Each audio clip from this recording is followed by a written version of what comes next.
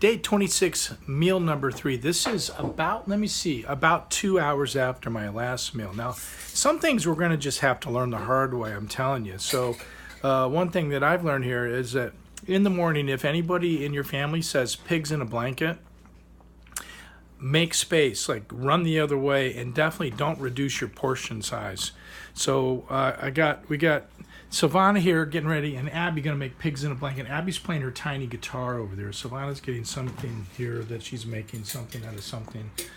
The peppers, dried peppers, and they're going to make pigs in a blanket. I don't know how that works for pigs in a blanket, and I'm not sure. Abby's going to use her tiny guitar for pigs in a blanket. No. Okay, no. Yeah, maybe. Maybe. Well, here's what I did. Remember how I cut the portion in half for the last meal? I cut it in half again. So I decided to play with my portion size.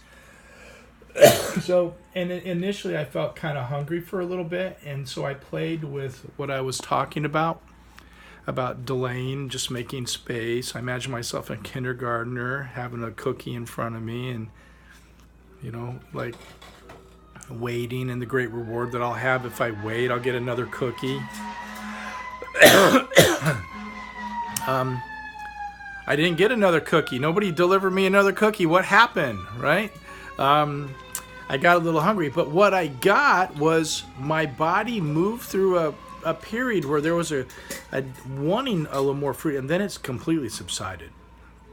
It was kind of interesting. It's just like my body went to work, said, okay, we can work with what you gave us, no problem, right? So, entered into a place of no craving. I'm still there now. Except that they started saying pigs in a blanket again, and the idea started triggering a kind of a wanting of the flavor of that. And I don't know if it's more the bread or, I've had mainly very lean proteins here all along.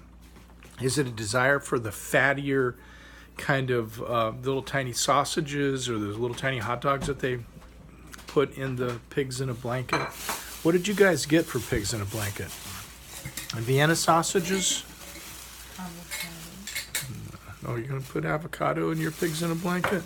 No, we got... What did you get? Let me see what you got. Okay, so while they're looking for what they got, and for the pigs in a blanket, we can take a look at it. I'm curious a little bit, like, well, what is it about? Is it the flavor? Is it the fat content that I'm desiring a little bit? I don't really have a whole lot of like craving. The craving is sort of entered into a different place here.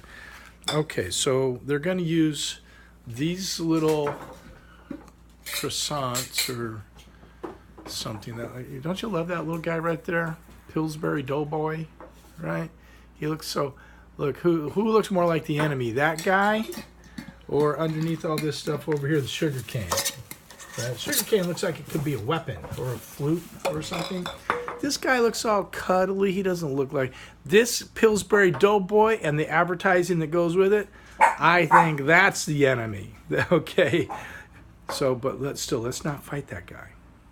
Okay, let's be careful. Let's not get in a fight with the Pillsbury Doughboy. There's no way we can win a fight against Pillsbury Doughboy. Hey, listen, Gracie Jiu-Jitsu all the way. First thing you really learn is how to make space. You don't learn how to fight everything and everything on the planet, everyone on the planet. You don't learn how to be a super tough guy. You learn about the importance of making space, being able to kind of step back, and survive to be able to live to fight another day. We don't want to fight the Pillsbury Doughboy, believe me. That's a fight. We can't win that fight. Okay, what else did they get? They got these, I don't know how you say it. It's Muckies or Mucks. It's kind of a famous little tiny hot dog. It's a cocktail frank. And so how does this work here? 8 links here form a portion size according to them.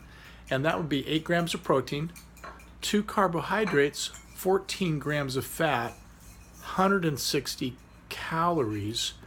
It has beef and pork, water, corn syrup. There's the problem. There's the corn syrup. Okay, sodium, salt, some spices, a couple things I can't pronounce, but I know paprika and what is that? Corn syrup, I think. So I think my craving for that has more to do, though, with the fat, the anticipation of the fat.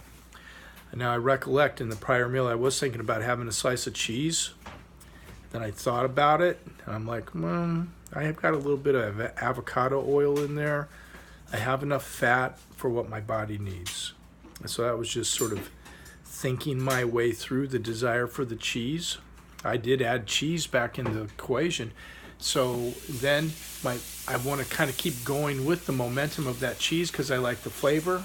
I need to remind myself that I think sometimes that desire for that flavor might be the enzymes.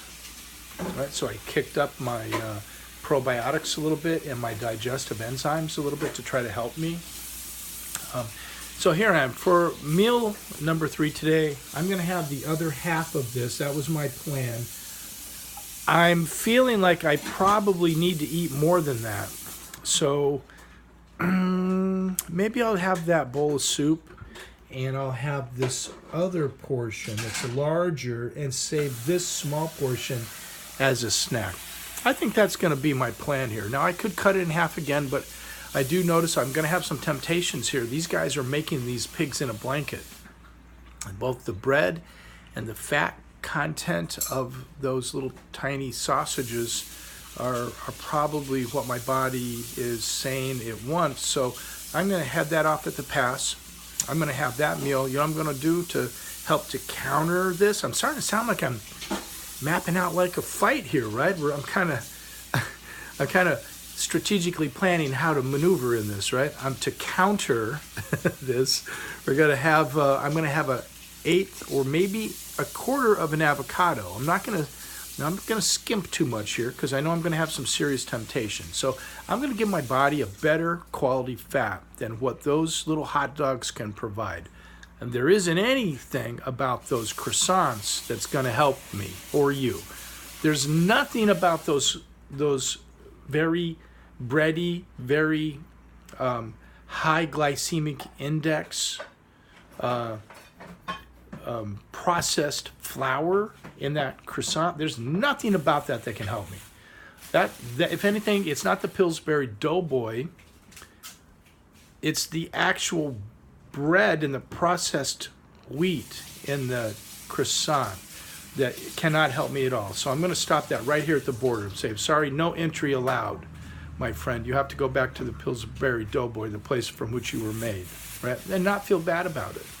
I'm just going to build a little wall right there and say no. Nothing about it's going to help the place that I am in charge of, my body and my mind. Okay, there we have it. Day 26? Is it 26? Meal number 3. Okay, have a good afternoon.